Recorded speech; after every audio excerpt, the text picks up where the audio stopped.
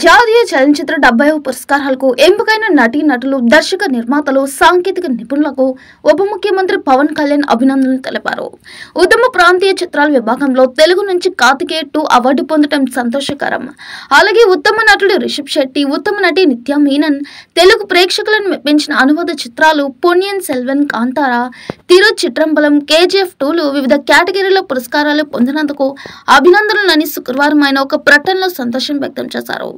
జాతీయ చలనచిత్ర పురస్కారాల్లో ఉత్తమ వృత్తి దర్శకుడిగా ఎంపికైన జానీ మాస్టర్ కు పవన్ కళ్యాణ్ అభినందనలు తెలిపారు. దిగ్గజ క్రికెటర్ విరాట్ కోహ్లీ చూడటానికి బాలీవుడ్ లో హీరోల మాదిరిగా స్టైలిష్ గా ఉంటాడు. బ్యాట్ పట్టుకుని మైదానంలోకి వెళ్తే సిక్సర్లతో చెలరేకపోతాడు. చూసేందుకు గాంభీర్యంగా కూల్ గా కనిపిస్తున్న క్రికెట్ కి సంబంధించి ఎలాంటి ఒత్తిడిని భావోద్వేగ రూపంలో వ్యక్తం చేయకుండా జాగ్రత్త పడతాడు. ప్రతి IPL మ్యాచ్ కి లుకింగ్ స్టైల్ ని మార్చేస్తుంటాడు. అలాంటి యంగ్ క్రికెటర్ ఫిట్నెస్ సీక్రెట్ ఏంటి, ఎలాంటి డైట్ ఫాలో అవుతాడు వంటి వాటి గురించి తెలుసుకోవాలని ఆరాటపడుతుంటారు అభిమానులు. ఇంతకీ అతడి ఫిట్నెస్, ఆహార నియమాలు ఎలా ఉంటాయంటే 35 ఏళ్ల క్రికెటర్ విరాట్ కోహ్లీ క్రమశిక్షణతో కూడిన డైట్ ని, ఫిట్నెస్ ని అనుసరిస్తాడు. అంతేకాదు IPL వంటి సీజన్ లో కేవలం బేక్ చేసిన చికెన్, ఆవిరి మీద ఉడికించిన కూరగాయల ముక్కలతో ఫిట్నెస్ కాపాడుకుంటాడు. ఆహారం వద్ద చాలా స్ట్రిక్ట్ గా డైట్ ని ఫాలో అవుతాడని అతడి జిమ్ కోచ్ తెలిపారు. కోహ్లీ ఆహారంలో రుచికరమైన పోషకాలకి ప్రాధాన్యత ఇస్తాడు.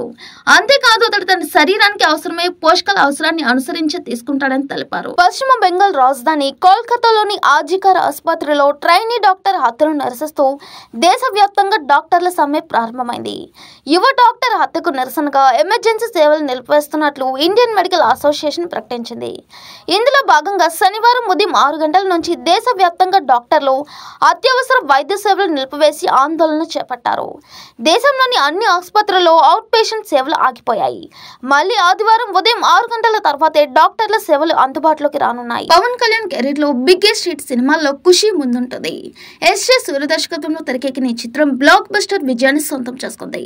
తాజాగా SJ సూర్య ఓ ఇంటర్వ్యూలో మాట్లాడుతూ పవన్ కళ్యాణ్ ఓ సినిమా స్క్రిప్ట్ తిరస్కరించారని తెలిపారు. ఖుషి తర్వాత పవన్ కళ్యాణ్ కోసం ప్రత్యేకంగా సినిమా స్క్రిప్టే రాశాను. అది రాసే సమయంలోనే తెలుగు నేర్చుకున్నా. ఆ సినిమాలాగే ఇది మంచి లవ్ స్టోరీ. పవన్ కు కూడా స్క్రిప్ట్ బాగా నచ్చింది. కానీ అప్పటికే ఆయన వరుస చిత్రాలతో బిజీగా ఉన్నారు. 2 ఏళ్ల తర్వాత ప్రాజెక్ట్ ప్రారంభిద్దామని మళ్ళీ ఆయన్ని కలిశాను. ఇకపై ప్రేమ కథలు చేయాలనుకోవడం లేదని పవన్ దాన్ని తిరస్కరించారు. లవర్ బాయ్ గానే కనిపించాలని ఆసక్తే లేదన్నారు. ఒకవేళ పవన్ ఆ సినిమా చేసుంటే అద్భుతంగా ఉండేది. ప్రస్తుతం ఆయన ఎన్నో లక్ష్యాలతో ముందుకెళ్తున్నారని చెప్పారు. వీళ్ళిద్దరు కాంబినేషన్ లో ఖుషి తర్వాత కొమరంపుల్లి తెరకెక్కిన చిత్రం తెలిసిందే. IPL 2025 లో భారత మాజీ captain, Chennai super Kings legend MS Dhoni uncap player గా బరిలోకి దిగనున్నాడా అంటే అవుననే సమాధానం వినిపిస్తుంది.